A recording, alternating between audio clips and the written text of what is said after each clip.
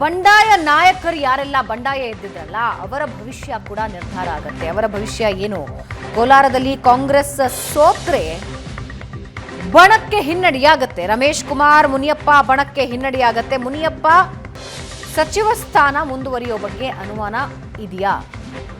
ರಮೇಶ್ ಕುಮಾರ್ ನಾಯಕರಿಗೂ ಕೂಡ ಬಣದ ನಾಯಕರಿಗೂ ಕೂಡ ಶಾಕ್. ರಮೇಶ್ ಕುಮಾರ್ ಪ್ರಚಾರದಲ್ಲಿ ತೊಡಕೊಂಡಿದ್ರು, ಆದರೆ ಮುನಿಯಪ್ಪ ಅವರು ಆ ಕಡೆ ಸುಳಿಲೇ ಇಲ್ಲ.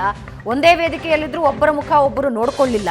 ಇದರ ಇಂಪ್ಯಾಕ್ಟ್ ಆಗುತ್ತಾ? ಇನ್ನು ಮತ್ತೊಂದು ಕಡೆ ಹಾಸನದಲ್ಲಿ ಒಂದು ವೇಳೆ ಹೈಪೋಥೆಟಿಕಲಿ ಸೋತ್ರೆ ಪ್ರೀತಮ್ ಗೌಡಗೆ ಸಂಕಷ್ಟ ಎದುರಾಗುತ್ತಾ? ಹೊಳೆನರಸೀಪುರದಲ್ಲಿ ಅವ್ರು ಎಷ್ಟು ಓಟನ್ನ ಗೆಲ್ಲಿಸ್ಕೊಡ್ತಾರೋ ಅದಕ್ಕಿಂತ ಒಂದು ಎಕ್ಸ್ಟ್ರಾ ಓಟ್ ಗೆಲ್ಲಿಸ್ತೀನಿ, ಎಕ್ಸ್ಟ್ರಾ ಓಟ್ ಹಾಕಿಸ್ತೀನಿ ಅಂತ ಪ್ರೀತಮ್ ಗೌಡ ಸವಾಲ್ ಹಾಕಿದ್ರು. ಆ ಸವಾಲ್ನಲ್ಲಿ ಸೋತ್ರೆ ವಾಟ್ ನೆಕ್ಸ್ಟ್? ಏನು ಫ್ಯೂಚರ್, ಏನು ಭವಿಷ್ಯ ಏನು?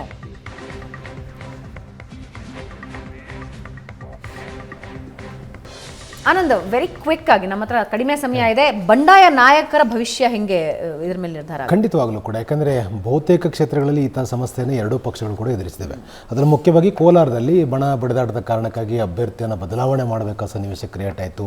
ಮುನಿಯಪ್ಪರು ಆ ಕಡೆ ಹೋದಂಗೆ ಮಾಡಿದ್ರು, ಪ್ರಚಾರವನ್ನು ನೆಟ್ಟಿಗೆ ಮಾಡಲಿಲ್ಲ. ವಯನಾಡಲ್ಲಿ ಹೋಗಿ ಪ್ರಚಾರ ಮಾಡ್ತಾರೆ, ಇಲ್ಲಿ ಕೋಲಾರದಲ್ಲಿ ಪ್ರಚಾರ ಮಾಡಲ್ಲ.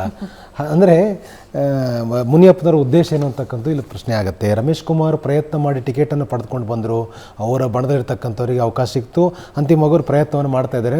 ಅದೇನಾಗುತ್ತೆ ಅಂದರೆ ಒಮ್ಮೆ ಸೋತಿದ್ದೆ ಆದರೆ ಸಹಜವಾಗಿ ಎಲ್ಲವೂ ಕೂಡ ಚರ್ಚೆ ಆಗುತ್ತೆ. ರಮೇಶ್ ಕುಮಾರ್ ಮತ್ತು ಮುನಿಯಪ್ಪರ ಬಣದ ಬಗ್ಗೆನೂ ಕೂಡ ಒಂದು ಸ್ಪಷ್ಟವಾಗಿರ್ತಕ್ಕಂಥ ನಿರ್ಧಾರಗಳಾಗುತ್ತೆ.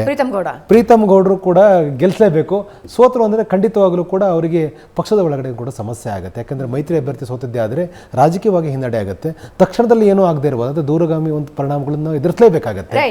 14 ಕ್ಷೇತ್ರಗಳು, ಹಲವು ನಾಯಕರ ಭವಿಷ್ಯ, ಹಲವು ಕ್ಷೇತ್ರದ ಭವಿಷ್ಯ, ಯಾವ ರೀತಿ ಮತದಾರ ಪ್ರಭು ಭವಿಷ್ಯ ಬರೆದಿದ್ದಾನೆ ಅನ್ನೋದು ಈಗಾಗಲೇ ಸ್ಟ್ರಾಂಗ್ ರೂಮ್ನಲ್ಲಿದೆ. ಜೂನ್ 4ನೇ ತಾರೀಕು ಇವೆಲ್ಲವೂ ಸ್ಪಷ್ಟವಾಗುತ್ತೆ. ವೀಕ್ಷಕರೇ, ಬೆಂಗಳೂರಿನಲ್ಲಿ ಅತಿ ಕಡಿಮೆ ವೋಟಿಂಗ್ ಆಗಿದೆ. ದಯವಿಟ್ಟು ನಿಮ್ಮ ಮತ ಚಲಾಯಿಸಿ. 2ನೇ ಹಂತದ ಮತದಾನದಲ್ಲಿ ಉತ್ತರ ಕರ್ನಾಟಕ ಭಾಗದ ಜನ ದಯವಿಟ್ಟು ಎಲ್ಲ ಕೆಲಸಗಳನ್ನು ಬದಿಗಿಟ್ಟು ಹೋಗಿ ವೋಟ್ ಮಾಡಿ ನಮ್ಮ ದೇಶನ ಮತ್ತಷ್ಟು ಬಲಿಷ್ಠಗೊಳಿಸಿ. ಇದರೊಂದಿಗೆ ಇವತ್ತಿನ ಚರ್ಚೆ ಮುಗಿಸೋಣ. ಆನಂದ್, ಧನ್ಯವಾದ ಚರ್ಚೆಯಲ್ಲಿ ಭಾಗಿಯಾಗಿದ್ದಕ್ಕೆ. ವೀಕ್ಷಕರೇ, ಇದು ಈ ಹೊತ್ತಿನ ವಿಶೇಷ. ನೇರ, ದಿಟ್ಟ, ನಿರಂತರ ಸುದ್ದಿಗಾಗಿ ನೋಡ್ತಾ ಇರಿ ಏಷ್ಯಾನೆಟ್ ಸುವರ್ಣ ನ್ಯೂಸ್.